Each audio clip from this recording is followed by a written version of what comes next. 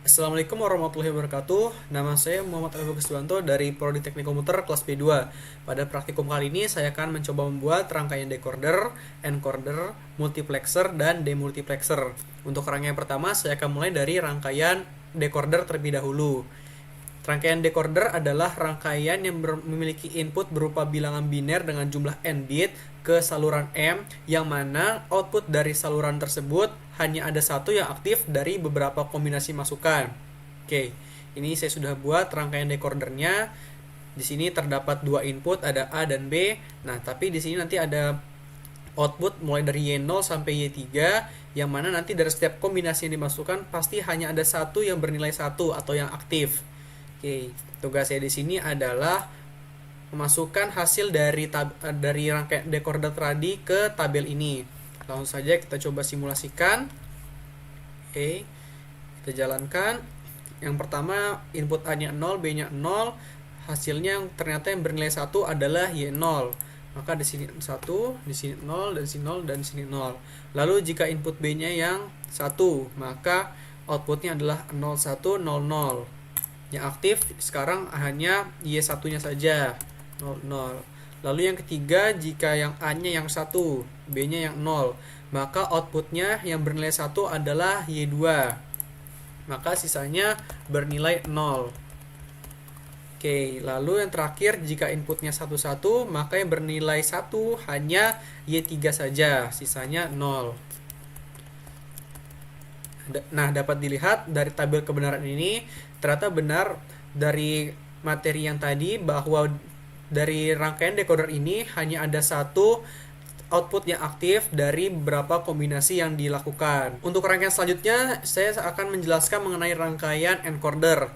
Rangkaian encoder ini merupakan rangkaian kebalikan dari decoder tadi. Kalau tadi rangkaian decoder merupakan pemecah bilangan biner, kalau rangkaian encoder ini merupakan rangkaian pembuat bilangan biner. Di sini terdapat 4 buah input, ada A, B, C, dan D, lalu terdapat 2 input yaitu X1 dan X0. Di sini juga kita gunakan 3 gerbang logika. Yang pertama ada NOT, XOR, dan AND yang disusun seperti ini. Langsung saja kita coba jalankan, dan di sini sudah tersedia tabel kebenarannya. Tugas saya di sini adalah menjalankan rangkaian ini dan melihat hasil outputnya apakah sesuai dengan tabel kebenaran encoder ini. Langsung saja kita coba jalankan. Yang pertama, jika input A-nya 1 dan sisanya 0, maka hasil outputnya adalah 0, 0. Betul. Lalu yang kedua, jika B-nya yang 1 dan sisanya 0, maka X1-nya bernilai 1 dan X0-nya bernilai 0. Betul. Selanjutnya, jika C-nya yang 1 dan sisanya 0, maka yang dihasilkan adalah X0-nya bernilai 1 dan X1-nya bernilai 0. Betul. Lalu jika yang A-nya, D-nya yang bernilai 1 dan sisanya 0, maka keduanya X0 dan X1 bernilai 1. Sudah sesuai dengan tabel kebenaran dari encoder. Untuk rangkaian ketiga, saya akan menjelaskan mengenai rangkaian multiplexer. Rangkaian multiplexer merupakan rangkaian logika kombinasional yang dirancang khusus untuk mengalihkan beberapa jalur input menjadi satu jalur output. Maka dapat dilihat di sini terdapat 3 jalur input, ada A, B, dan S, lalu nanti outputnya hanya satu. Oke, langsung saja kita coba jalankan, dan di sini saya akan mengisi tabel kebenaran dari multiplexer berdasarkan hasil yang saya dapat dari simulasi ini. Kita coba jalankan. Kita misalkan A dan B, S-nya 0, maka output Y-nya adalah 0. Lalu jika B-nya yang 1, maka hasil outputnya adalah 0 juga. Lalu misalkan A-nya yang 1, B-nya yang 0, maka outputnya akan bernilai 1. Jika A dan B-nya bernilai 1, maka outputnya juga bernilai 1. Jika A, B, dan S-nya bernilai 0 dan S-nya bernilai 1, maka hasil outputnya adalah 0. Lalu jika B dan S-nya bernilai 1, A-nya yang 0, maka outputnya adalah 1. Jika A dan S-nya bernilai 1, sedangkan B-nya bernilai 0, maka outputnya adalah 0. Lalu jika semuanya 1, maka outputnya adalah 1. Oke, inilah hasil tabel kebenaran yang saya dapat dari percobaan saya. Untuk rangkaian terakhir, saya akan menjelaskan mengenai rangkaian demultiplexer.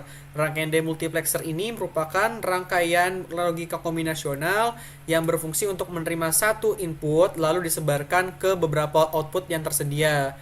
Maka di sini demultiplexer ini merupakan kebalikan dari rangkaian multiplexer tadi, di mana jika tadi rangkaian multiplexer kita memiliki 3 input lalu outputnya hanya satu, di sini kita memiliki 3 input tapi keluarannya menjadi 4 output.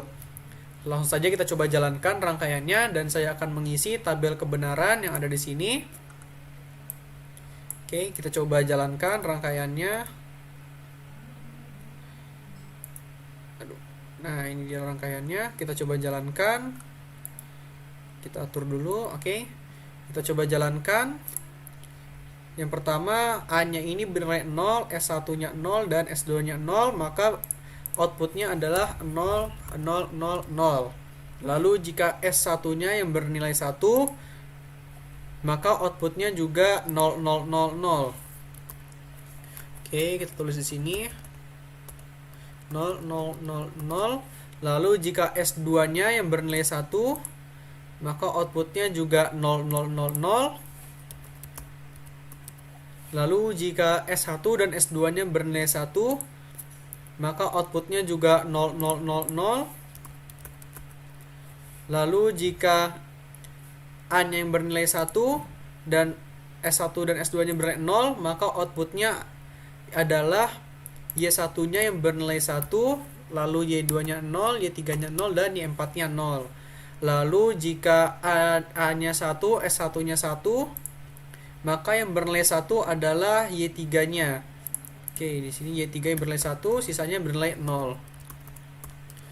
Lalu jika S1-nya bernilai 0 dan S2-nya bernilai 1, maka yang bernilai 1 adalah Y2-nya. Sisanya bernilai 0. 0, yang ini juga 0, yang ini juga 0. Oke, yang terakhir jika semua input bernilai 1, maka yang memiliki output 1 adalah Y4-nya. Kita bisa tulis di sini, sisanya 0. Oke, inilah hasil tabel kebenaran demultiplexer yang saya dapatkan dari simulasi yang saya jalankan ini.